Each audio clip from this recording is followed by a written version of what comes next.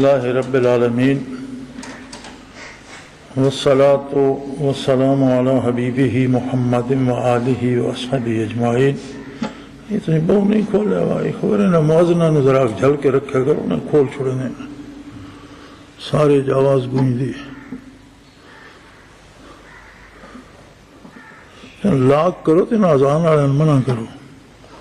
خیر میری ایڈجسٹ ہونا بس وہ تو یہ لڑکے جس لیے اذان دے دیں الحمدللہ رب العالمین والصلاة والسلام علی حبیبہ محمد وآلہ وصحبہ اجمعین۔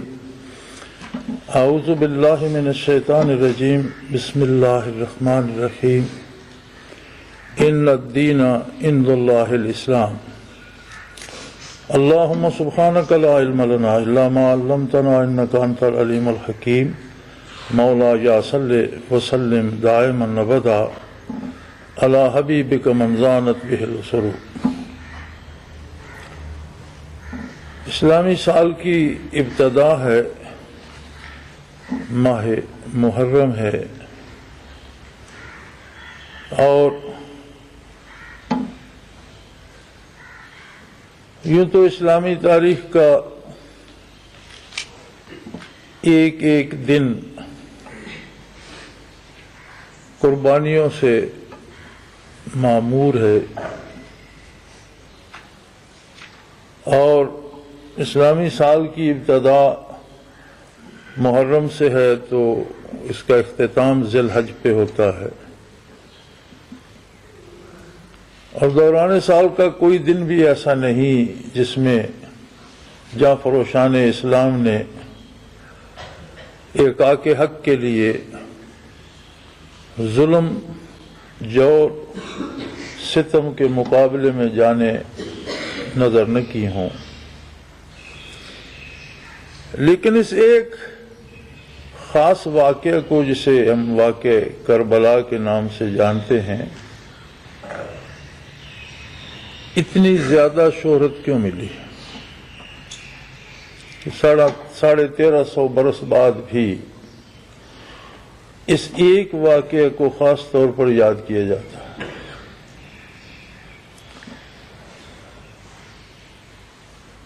ایک تو ہمارے ایک فرقے کی بنیادی اس پر رکھی گئی،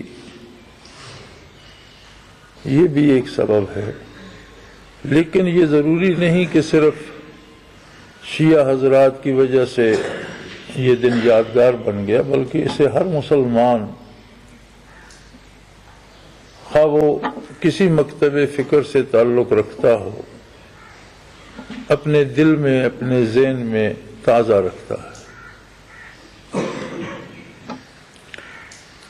1350 سال کی دراز مدت نے اس پر بہت سی پردے گرا دیے، بہت سی حقائق جو ہیں وہ وقت کے طوفانوں کی نظر ہو گئیں اور وقت کے ریگزاروں میں دب گئیں۔ اب ہمارے پاس اس کا خلاصہ صرف یہ ہے کہ نبی کریم صلی اللہ علیہ وسلم کے نواسے حضرت علی کے لخت جگر حضرت حسین رضی اللہ تعالی عنہ اپنے ساتھیوں اور اہل خاندان کے ساتھ میدان کربلا میں شہید ہو گئے، اور اہل کوفہ کا وہ لشکر جو یزید کے اور اس کے گورنر کے تابع تھا، اس نے انہیں بے دردی سے شہید کر دیا۔ یہ ایک اتنی ٹھوس حقیقت ہے کہ جو ہم کسی بھی مکتب فکر کی باتوں کو تلاش کریں تو اس پہ ساری متفق ہو جاتی ہے۔ اس سے کسی شیعہ کو انکار نہیں، کسی سنی کو انکار نہیں، کسی دیوبندی کو انکار نہیں، کسی بریلوی کو انکار نہیں، کسی اہل حدیث کو، کسی بھی مکتب فکر کو اس حقیقت سے انکار نہیں ہے۔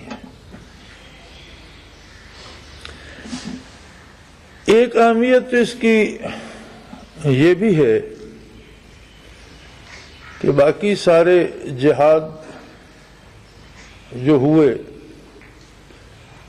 ان کی نوعیت اور تھی، اور اس کی نوعیت اور تھی. یہ کوئی فوج کسی فوج سے نہیں لڑ رہی تھی،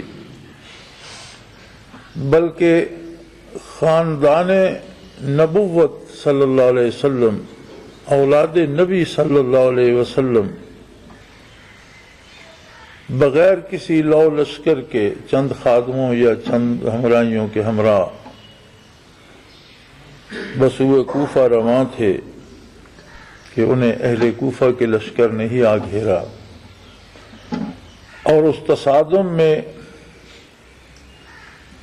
72 افراد شہید ہوئے، جن میں حضرت علی کی اولاد، حضرت حسن کی اولاد، حضرت حسین کی اولاد رضی اللہ تعالی عنہما، اور ان کے ساتھ جو رفیق سفر تھے، خادم تھے، اور فقط ایک بچہ بچ سکا، حضرت زین العابدین رضی اللہ تعالی عنہ، جو اس وقت سخت بیمار تھے اور بیماری اور بخار کی تیزی کی وجہ سے خیمے سے نکل ہی نہ سکے، صرف وہ زندہ بچے مردوں میں سے.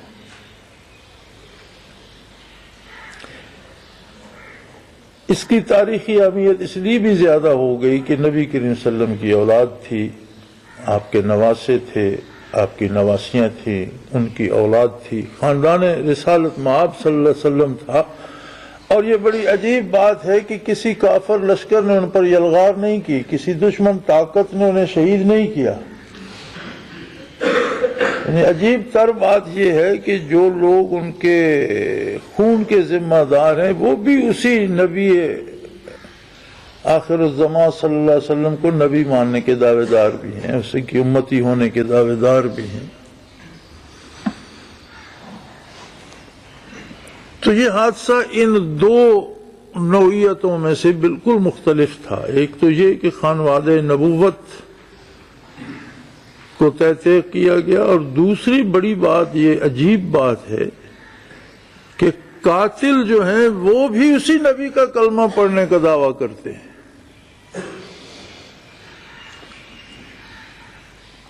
یہ صحیح ہے کہ یہ دونوں باتیں بھی اپنی جگہ اتنا وزن رکھتی ہیں کہ یہ واقعہ کبھی دلوں سے، ذہنوں سے نکل نہ سکے. لیکن اس کی حقیقی اہمیت ایک بالکل اور ہے. اگر آپ تاریخ اسلامی کو دیکھیں تو نبی کریم صلی اللہ علیہ وآلہ وسلم نے جو اشخاص پیدا فرمائے،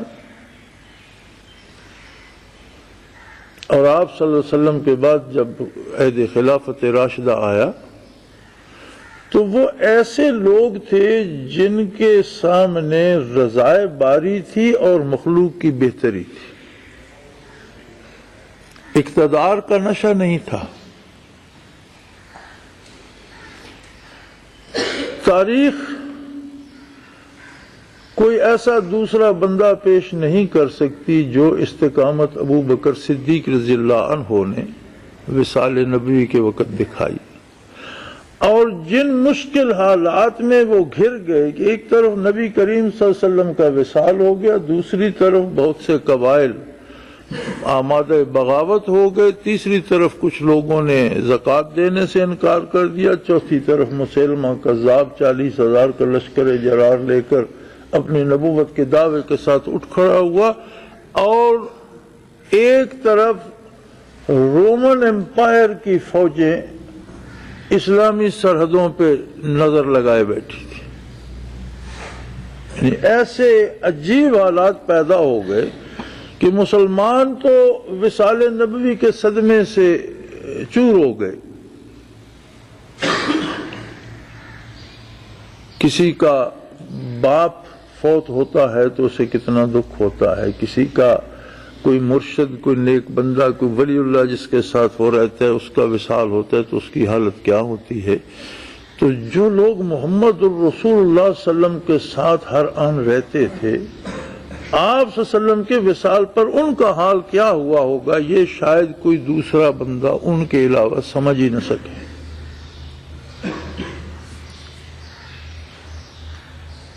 اس عالم غم میں اور انتہائی پریشانی کے عالم میں اتنی ساری مصیبتیں کھڑی ہو گئی.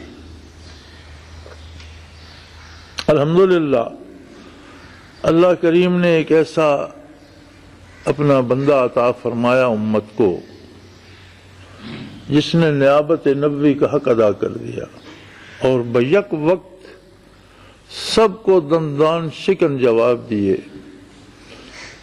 رومنوں کی فوجوں کے لیے نبی کریم صلی اللہ علیہ وسلم نے سپاہ تیار فرمائی تھی، ابھی وہ روانہ نہیں ہوئی تھی کہ وصال نبوی ہو گیا. سیدنا ابو بکر صدیق نے اس لشکر کو حکم دیا کہ جو حکم رسول اللہ صلی اللہ علیہ وسلم کا تھا اس پر عمل کرو اور جاؤ.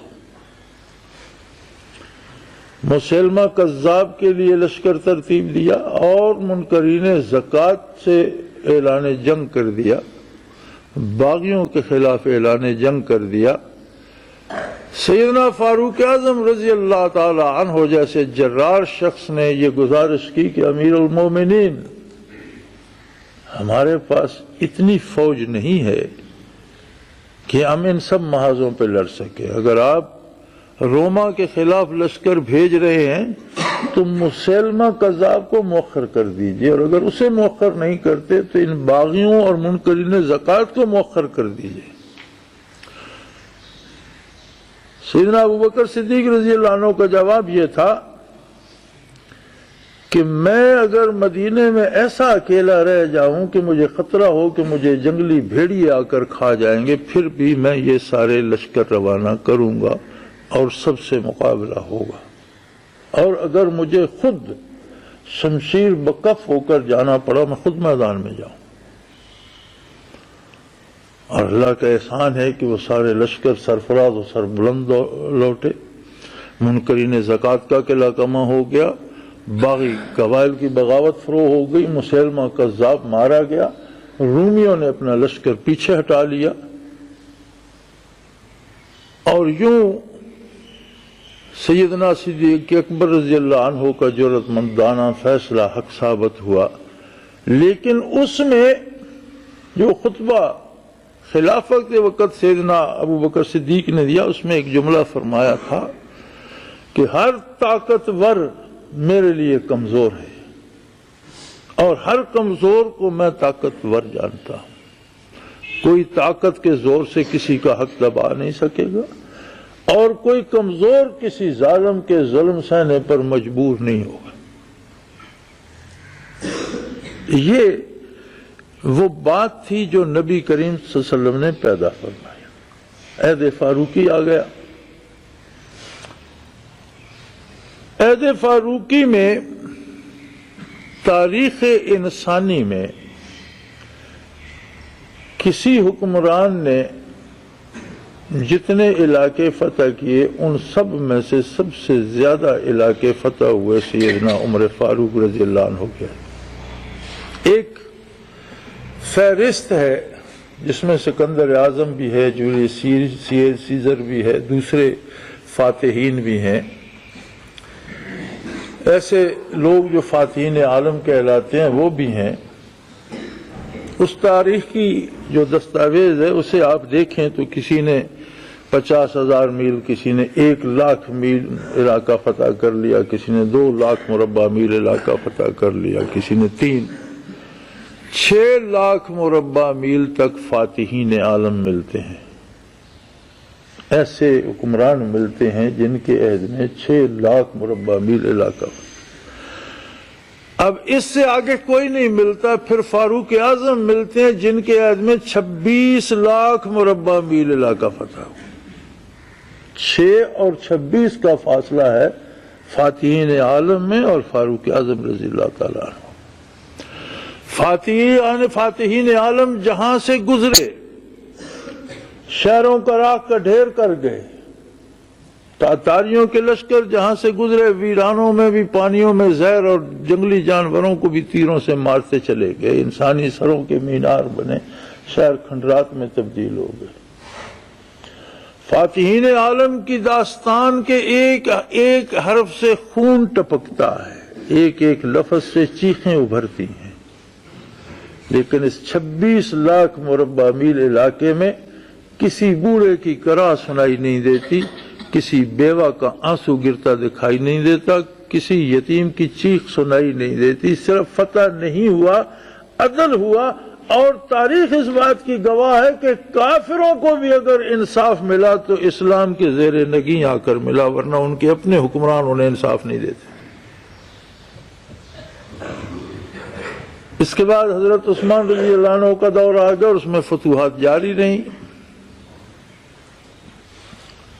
انہیں بھی بغاوت سے شہید کیا گیا اور ان کی شہادت کی داستان بھی بڑی المناک ہے۔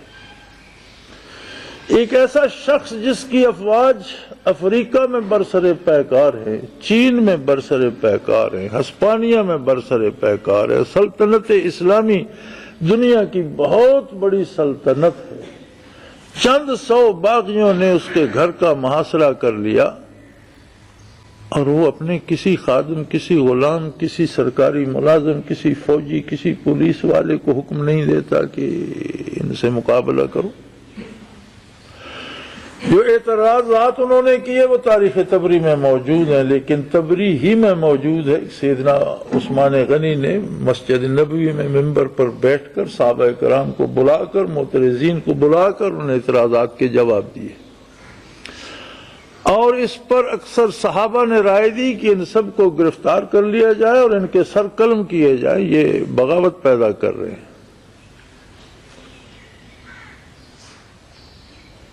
بے کسی اور بے بسی میں مارا جانا، مظلوم ہونا بھی بڑی بات ہے، لیکن قوت و اقتدار رکھتے ہوئے طاقت استعمال نہ کرنا اور شہادت قبول کرنا بڑی مشکل کام ہے۔ اتنی بڑی سلطنت کا سربراہ حضرت علی رضی اللہ عنہ بھی اس مشورے میں تھے کہ انہیں نہ چھوڑا جائے، اور جب انہوں نے اپنی فوجوں کے پہرے لگانے سے انکار کر دیا تو حسنین کریمین حضرت عثمان کے دروازے پر پہرے داروں میں تھے، جنہیں حضرت علی کرم اللہ وجہ الکریم نے مقرر فرمایا تھا کہ باغیوں کو اندر مت گھسنے دینا۔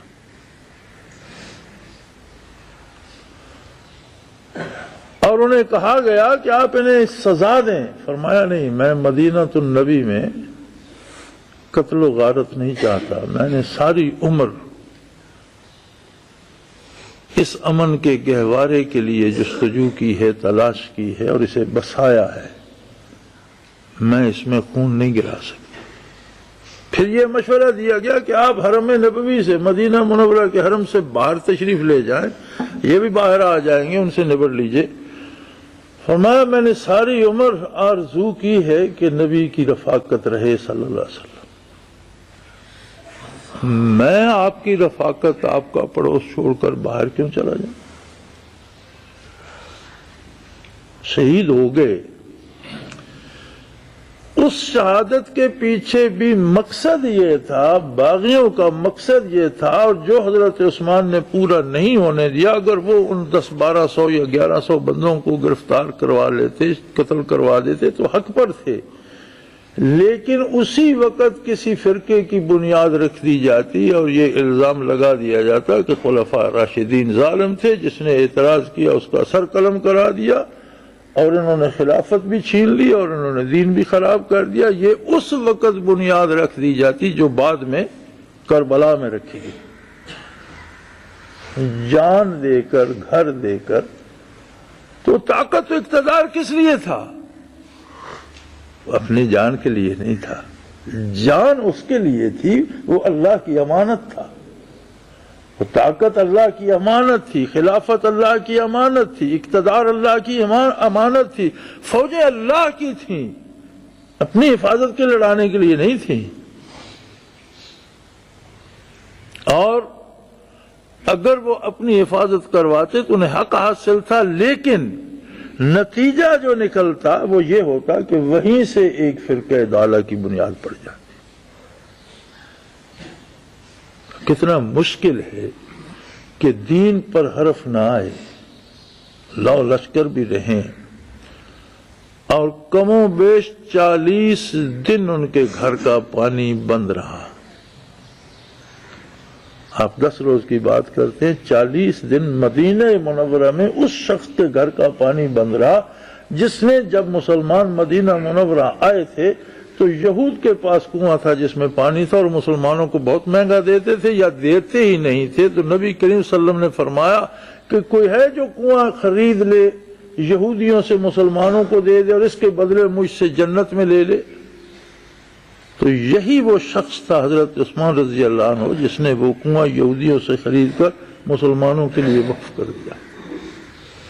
خود اس کے گھر 40 دن پانی کی بوند نہیں گئی،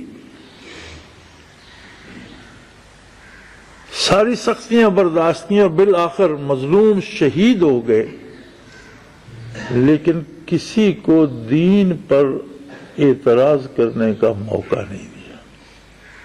یہ آسان کام نہیں تھا، یہی سازش چلتی رہی اور اسی کا شکار حضرت علی کرم اللہ وجہ الکریم ہوئے۔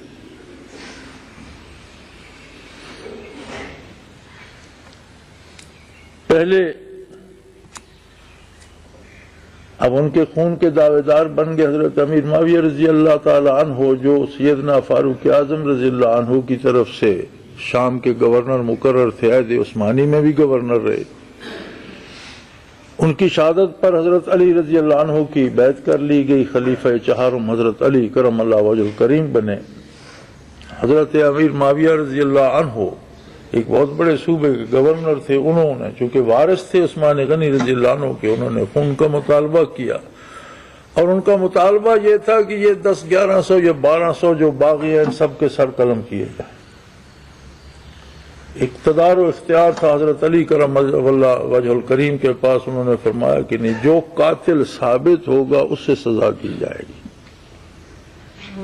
وہ 1 ہوگا یا 2 ہوں گے یا 4 ہوں گے، لیکن جس کی ضرب سے آپ شہید ہوئے جو قاتل ہوگا اسے سزا دی جائے۔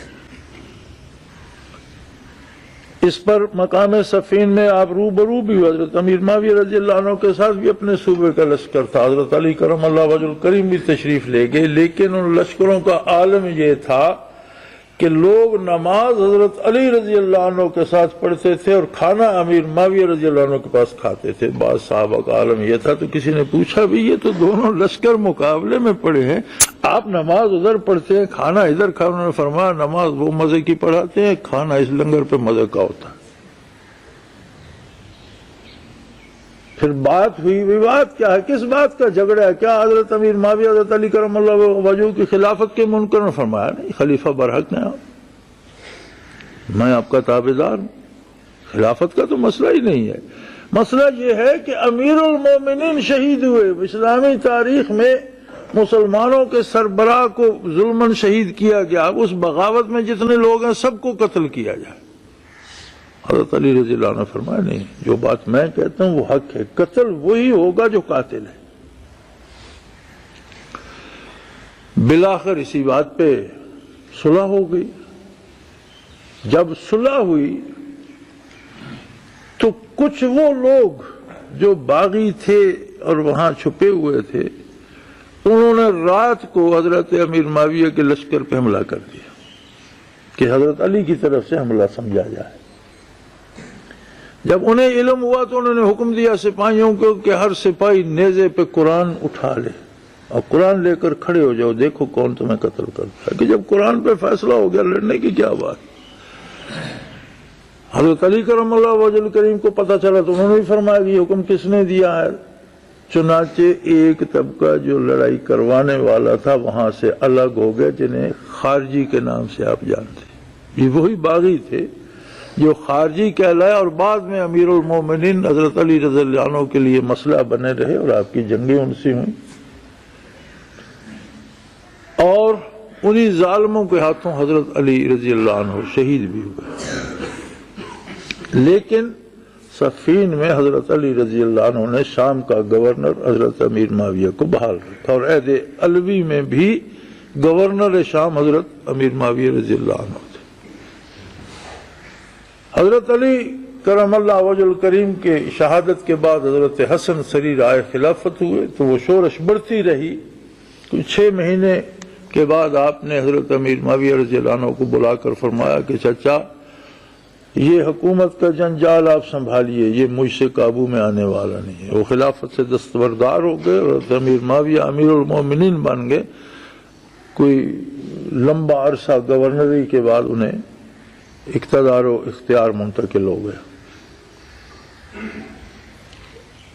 اب ان کے بعد، ان کے وصال کے بعد، ان کا بیٹا یزید باپ کے بعد بیٹا سربراہ مملکت بنا، اور اسے حضرت امیر معاویہ رضی اللہ عنہ نے ولی عہد نامزد بھی کر دیا تھا۔ اکابر صحابہ سے اپنی زندگی میں اس کے لیے عہد بھی لیا تھا، لیکن وہ وقت وہ تھا جب قسطنطنیہ پر حملہ کرنے کے لیے حضرت امیر معاویہ رضی اللہ عنہ نے لشکر بھیجا۔ اس کا کمانڈر یزید تھا، اور یزید کے ماتحت لڑنے والوں میں حسنین کریمین شامل تھے، اور یہی یزید تھا کہ حضرت ابو ایوب انصاری رضی اللہ عنہ اس مارکے میں شہید ہوئے، تو انہوں نے حکم دیا، انہوں نے وصیت کی کہ شہر کے جس قدر قریب ہو سکے، قسطنطنیہ کے جتنا قریب ہو سکے مجھے دفن کیا جائے۔ چنانچہ لشکر اسلام ان کی میت لے کر شہر پناہ تک گیا، شہر کی دیوار تک گیا، اور شہر کی دیوار کے ساتھ دفن کر دیا۔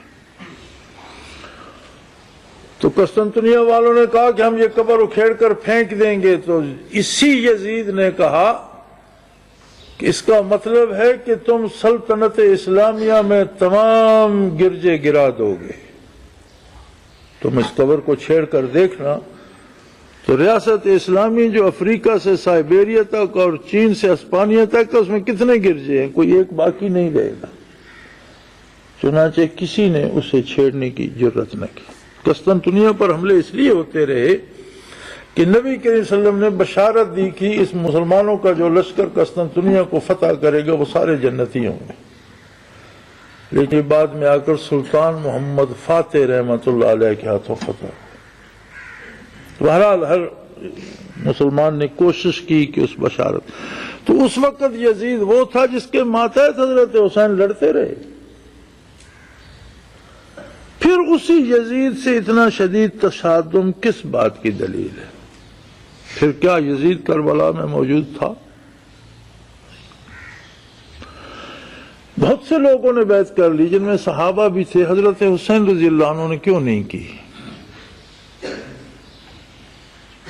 کیا ریاست کا قانون بدل گیا تھا؟ نہیں، وہی قانون تھا جو خلافت راشدہ سے آ رہا تھا، وہی عدالتیں تھیں جو خلافت راشدہ سے آ رہی تھی، وہی آئین و دستور تھا جو عہد نبوی سے آ رہا تھا۔ کیا کسی نے قرآن بدل دیا؟ قرآن بھی وہی مانا جا رہا تھا، نمازیں بھی وہی تھی، روزے بھی وہی تھے، سب کچھ اگر وہی تھا تو کہا یہ جاتا ہے کہ یزید اچھا آدمی نہیں تھا، پھر بعد میں اس کا کردار خراب ہو گیا۔ تو اس کا ذاتی کردار اگر خراب بھی ہو تو اس کی خرابی سے تو پورے ملک میں اتنی بڑی ریاست میں کوئی فرق پڑنے والا نہیں۔ جب آئین و دستور اسلامی پہ عمل ہو رہا ہے، عدالتیں اسلام کے مطابق فیصلے کر رہی ہیں، قانون سارا شریعت کا اور قرآن کا نافذ ہے، تو پھر کیا ہے؟ پہلی بار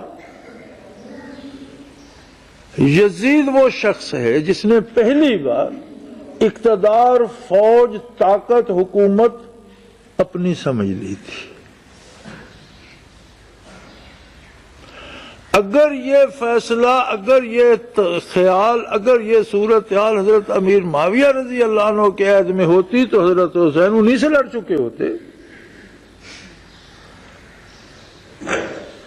کم و بیش 1,29,000 سالانہ وظیفہ تھا حضرت حسین رضی اللہ عنہ کا، جو حضرت امیر معاویہ انہیں نواسہ رسول سمجھ کر ان کی خدمت کے لیے ادا کرتے تھے۔ انہوں نے کبھی اس پہ اعتراض نہیں کیا، وہ تو وصول کرتے رہے، کبھی ان کے ساتھ جنگ کا تصادم کا، کبھی اس کا نیا۔ جب یزید سری رائے خلافت ہوا اور نام کو تو امیر المومنین بنا، لیکن ایک بہت بڑی تبدیلی یہ آئی کہ اس نے ریاست کو، سلطنت کو، اقتدار کو، اختیار کو، طاقت کو، فوج کو اپنا سمجھ لیا تھا، اور یہ پورا جو اسلامی تاریخ کا ایک تسلسل آ رہا تھا اس میں اتنی بڑی تبدیلی تھی جو کسی ایک فرد کے کافر ہو جانے سے کہیں بہت بڑی تھی۔ ایک شخص اگر مرتد بھی ہو جاتا ہے تو اسلام کا کیا بگڑتا ہے؟ اللہ 10 بندوں کو اور کو ہدایت دے دیتا ہے۔ لیکن ایک طرز ریاست جو محمد رسول اللہ صلی اللہ علیہ وسلم نے مقرر فرمایا تھا، اس ڈگر سے پوری قوم کو ہٹانے کا اور پوری اسلامی اس کو ریل گاڑی کو دوسری پٹری پر ڈالنے کا کام شروع ہو گیا تھا، جس کے آگے حضرت حسین رضی اللہ عنہ کھڑے ہو گئے۔ وہ ٹرین گزر گئی، سارا خانوادہ نبوی خاک و خون میں لوٹ گیا، اس کے نیچے کرچی کرچی ہو گیا، لیکن تاریخ کو، زمانے کو یہ بتا گیا کہ اسلام کیا ہے اور طاقت کس کی ہے اور کس کے لیے ہے۔ کسی فرد واحد کی طاقت نہیں، کسی فرد واحد کی حکومت نہیں، کوئی فرعون نہیں مانا جائے گا، کسی فرد کے فیصلے نہیں مانے جائیں گے، سارے فیصلے اللہ و اللہ کے رسول کے ہوں گے، اور سربراہ سلطنت امین ہوگا ان کا، اور ان کی طرف سے فیصلے نافذ کرنا اس کی ذمہ داری ہوگی، اپنے فیصلے نافذ کرنے کی اجازت نہیں دی جا سکتی۔ یہ حقوق انسانی کا مسئلہ تھا، اس میں صرف اسلام کو نہیں، غیر مسلموں کو، ذمیوں کو، کافروں کے بھی انسانی حقوق تھے جو متاثر ہوتے تھے۔ یہ انسانیت کے حقوق کا مسئلہ تھا جس کی قیمت حضرت حسین رضی اللہ عنہ نے چکائی اور ادا کی، اور دونوں راستے واضح کر دیے کہ حق کا راستہ کون سا ہے اور باطل کی بنیاد کہاں سے پڑتی ہے۔ بڑے دکھ کی بات یہ ہے، ہم نے یاد تو رکھا، واقعہ یاد رکھا، ہمیں دکھ ہوتا ہے کیونکہ ہمیں خاندان نبوت سے عشق ہے، پیار ہے، محبت ہے، لیکن ہم نے کبھی یہ سوچنے کی تکلیف گوارا نہیں کی کہ آخر انہوں نے اتنی بڑی قربانی کیوں دی، اور اگر حقوق انسانی کے لیے دی تو کیا میں اور آپ حقوق انسانی غصب تو نہیں کر رہے؟ کیا ہم دوسروں کے حقوق کے لیے دفاع کرتے ہیں، ان کی مدد کرتے ہیں، مظلوم کی مدد کرتے ہیں، ظالم کا ہاتھ روکتے ہیں، یا ہم بھی ظالم سے وظیفے لے کر اس کے زندہ باد کے نعرے لگانے والوں میں ہیں؟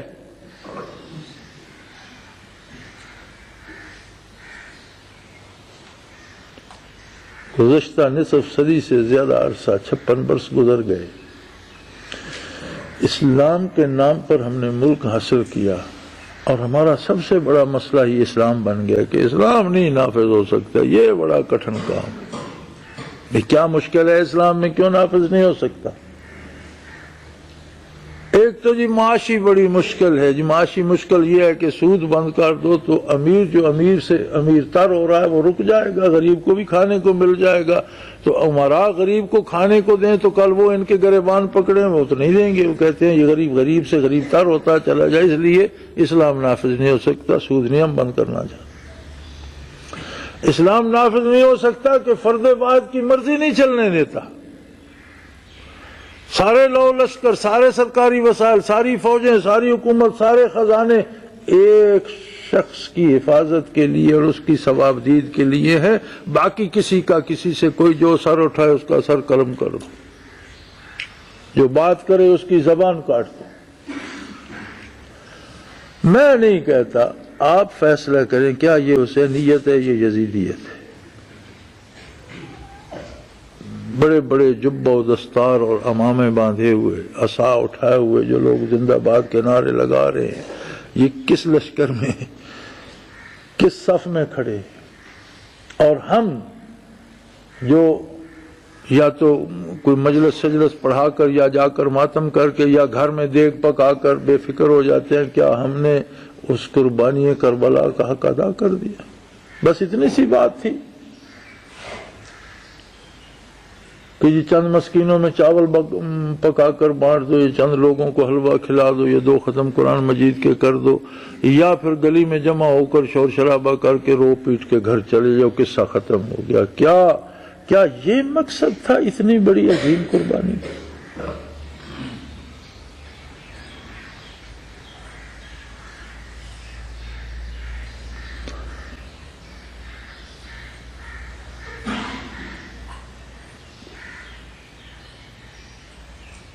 آپ کیا سمجھتے ہیں کہ آقا نامدار صلی اللہ علیہ وسلم کے خون کی اہمیت و عظمت کیا ہے؟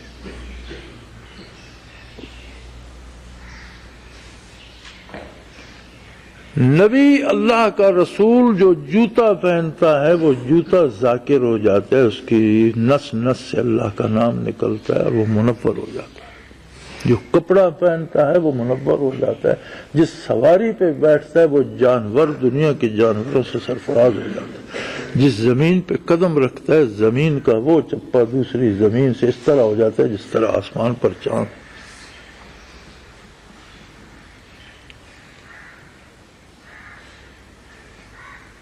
اور اللہ کا وہ رسول صلی اللہ علیہ وسلم جس پر شجر و حجر درود پڑھتے ہیں، جس طرف رخ فرماتے ہیں پتھر بھی صلاۃ و سلام پڑھتے ہیں، درخت بھی صلاۃ و سلام پڑھتے ہیں۔ اللہ کا وہ رسول جس کے در پہ فرشتے آتے ہیں تو اندر آنے کی اجازت لیتے ہیں۔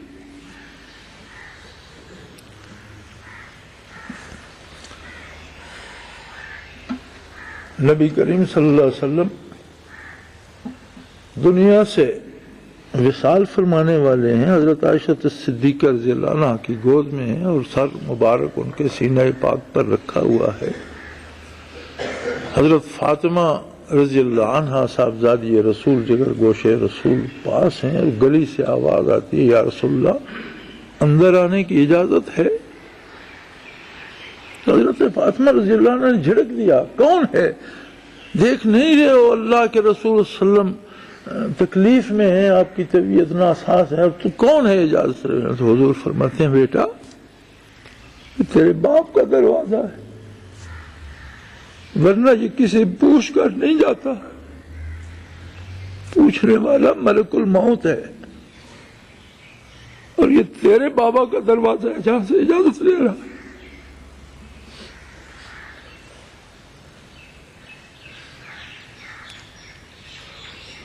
اب اللہ کے ایسے بندوں کو جو اس گھر کے باسی ہوں، لبے دریا ظلم سے جور سے بھوکا پیاسا بے کس بنا کر شہید کر دیا جائے،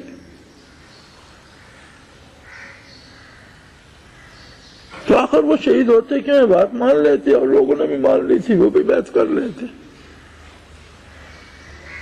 اگر وہ بھی بیعت کر لیتے تو بات یہ ہوتی کہ خیر ہے جو بھی چاہے اور جو چاہے ٹھیک ہے، کلمہ پڑھتا رہے نماز پڑھتا رہے، بس اسلام کو کوئی خطرہ نہیں، ٹھیک ہے۔ اسلام ذاتی کلمے نماز روزے کا نام نہیں ہے، اسلام اللہ کی مخلوق کے ساتھ تعلقات کا نام ہے، اللہ کے ساتھ تعلق، اللہ کے نبی کے ساتھ تعلق اور اللہ کی مخلوق کے ساتھ تعلق کا نام اسلام ہے۔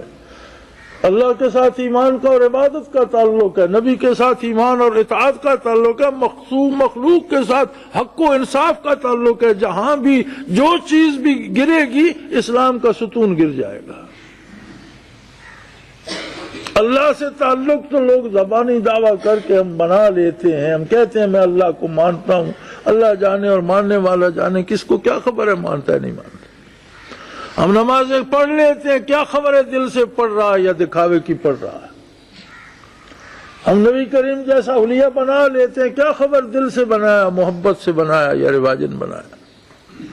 اگرچہ اب یہ باتیں بھی کم ہو رہی ہیں، نمازیں بھی چھوٹ رہی ہیں، سنتیں بھی چھوٹ رہی ہیں، لیکن پھر بھی اس میں تو کوئی مشکل نہیں۔ لیکن جب معاملہ اللہ کی مخلوق سے آتا ہے تو ہر وہ بندہ جس سے آپ معاملہ کرتے ہیں وہ جج بن جاتا ہے کہ یہ میرے ساتھ کیا کر رہے ہو۔ اگر اس کو نکال دو تو باقی اسلام کیا بچا؟ یہ وہ بات تھی جسے قائم رکھنے کے لیے نواسے رسول صلی اللہ علیہ وسلم نے پورا خاندان نبوت قربان کر دیا کہ کیا حضرت حسین رضی اللہ عنہ نے یہ نہ سوچا ہوگا کہ روز حشر آقا نامدار صلی اللہ علیہ وسلم مجھ سے بھی پوچھ بیٹھیں گے کہ تم نے میری بچیوں کو کیوں رلایا، کیوں انہیں صحراؤں کی خاک چھنوائی، اور تم نے میرے جگر گوشوں کو کیوں نوکے سنا پہ چڑھایا، تم کون ہوتے تھے، مان لیتے تم؟ کیا جواب ہوگا حضرت حسین کے پاس سوائے اس کے کہ دو ہی باتیں تھیں، یا خون نبوت بہ کر یہ لکھ دیتا کہ حق حق ہے اور باطل باطل ہے اور باطل کی اطاعت نہیں کی جائے گی، اور یا ہم باطل کو دندنانے کا موقع دے دیتے۔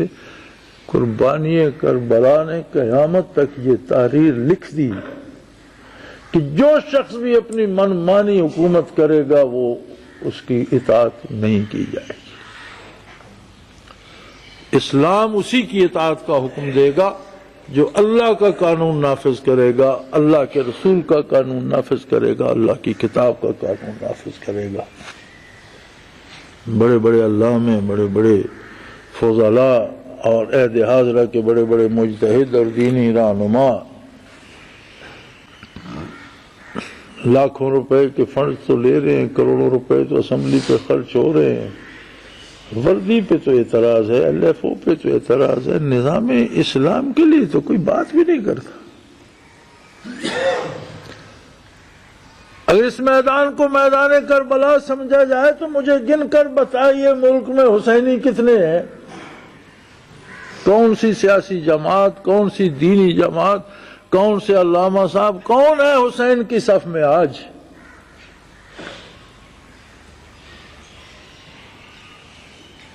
تو یہ ڈھول بجانے سے، مرثیے پڑھنے سے، دیگیں پکانے سے بات نہیں بنی۔ اس کا مطلب ہے کہ ہم نے اس قربانی کی اہمیت کو سمجھنے کا تکلف ہی نہیں کیا۔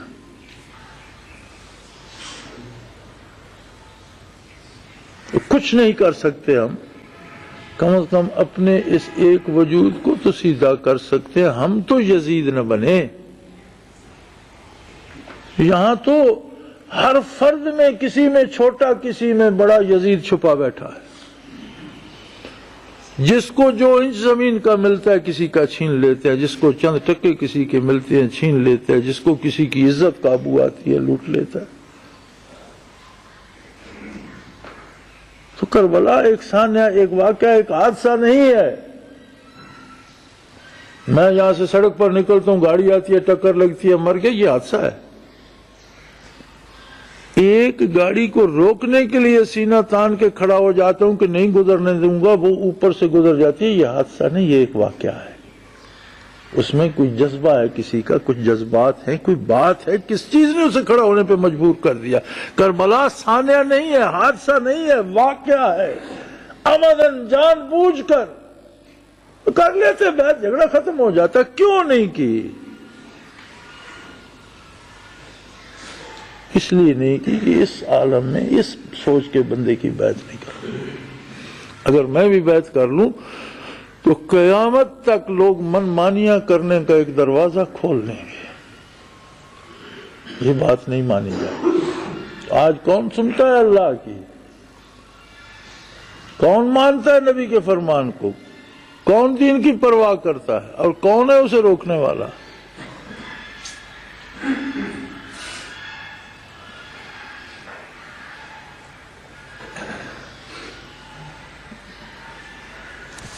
ہاں، بس قوم نے آسان سا راستہ اپنا لیا ہے۔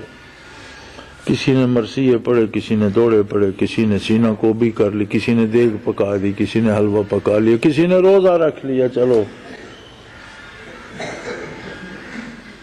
اور عید کی طرح ایک یوم عاشور منا کر سارے جنتی ہو کر چلے گئے۔ ہر کوئی سمجھتا ہے میں نے جنت خرید لی، بے جنت اس کی اپنی ہے، مفت میں دے اور سب کو دے۔ ہم تو کہتے ہیں سب کو دے، کہ اتنی مخلوق نہیں ہے جتنی وسیع اس کی جنت ہے، اور سب کو بے حساب دے، پھر بھی اس کی رحمت ختم، اس کی کوئی حد نہیں ہے، ختم نہیں ہوتی، دے سب کو دے، ہمیں کیا اعتراض ہے؟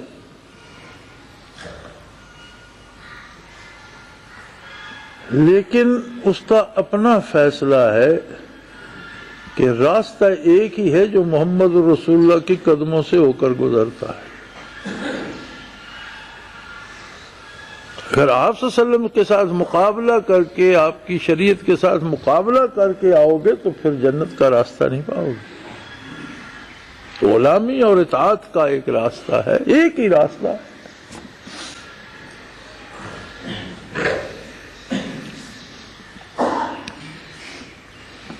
تو میرے بھائی، محرم تو ہر سال آتا ہے، ہنگامے بھی ہر سال ہوتے ہیں، لیکن کیا کوئی ایسا سال بھی آئے گا جو نتیجہ خیز بھی ہو، کسی تبدیلی کا سبب بھی بنے؟ ایک بات آپ کو میں بتا دوں کہ ایسا سال ضرور آئے گا، اور جگہ جگہ کربلائیں سجیں گی اور بڑا خون بہے گا اور حق غالب آئے گا اور باطل کو منہ کی کھانی پڑے گی۔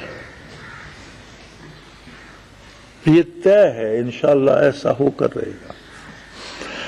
اب کون کس طرف ہے یہ ہمیں دیکھنا ہے کہ ہم کس صف میں ہیں۔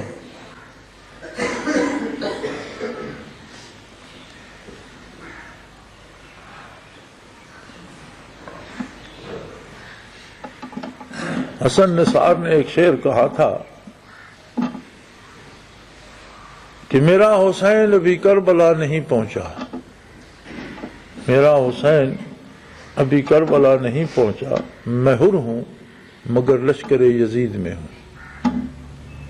حضرت رضی اللہ عنہ عین کربلا میں کوفیوں کا لشکر چھوڑ کر حضرت حسین کے ساتھ شامل ہو گئے، ان کے ساتھ شہید ہو گئے۔ تو اس نے کہا میں حر ہوں مگر لشکر یزید میں ہوں۔ تو میں نے ایک شعر کہا تھا کہ میرا حسین سدا کربلا میں رہتا ہے۔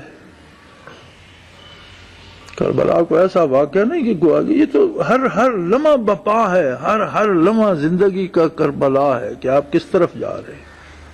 میرا حسین سدا کربلا میں رہتا ہے، میں حر ہوں کسی یزید کا غلام نہیں۔